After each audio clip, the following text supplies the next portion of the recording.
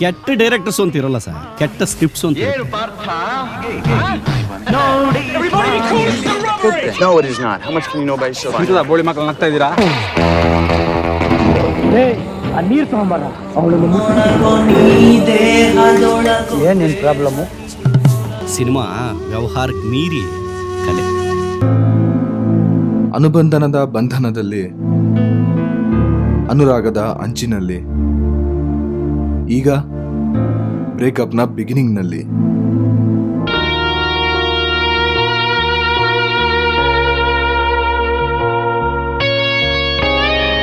ಇದು hero entry. ಹೆಂಗಿದೆ?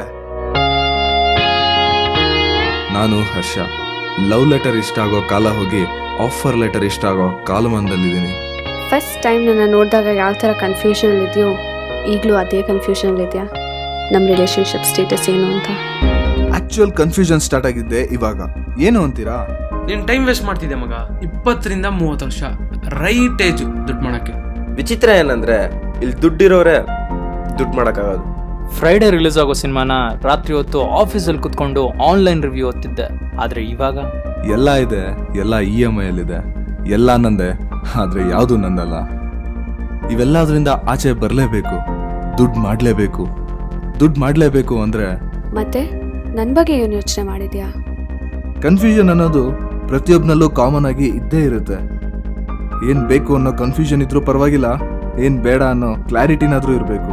ಆದರೆ ಅದು ನನ್ನಲ್ಲಿಲ್ಲ. ಮೇ ಬಿ ನಾನು ಯಾವುದಕ್ಕೂ ಸರಿಯಾಗಿ ಟೈಮ್ ಕೊಡಲಿಲ್ಲ ಅನ್ಸುತ್ತೆ. ಬೇಕಾದವ್ರಿಗೆ ಟೈಮ್ ಕೊಡಲಿಲ್ಲ. ಟೈಮ್ ಇದ್ದಾಗ ಧೈರ್ಯ ಇರಲಿಲ್ಲ, ಧೈರ್ಯ ಇದ್ದಾಗ ಕ್ಲಾರಿಟಿ ಇರಲಿಲ್ಲ.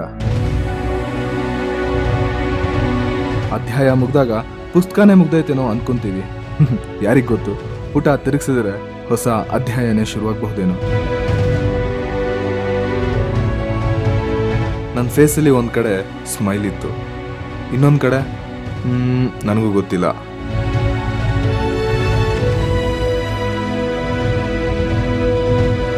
ನಾನು ಹರ್ಷ. ನನ್ನ ವಯಸ್ಸು 23 ವರ್ಷ.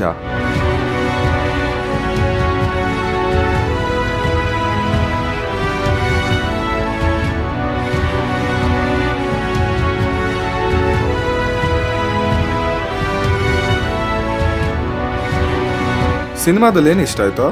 ಇಂಟರ್ವಲ್ಲು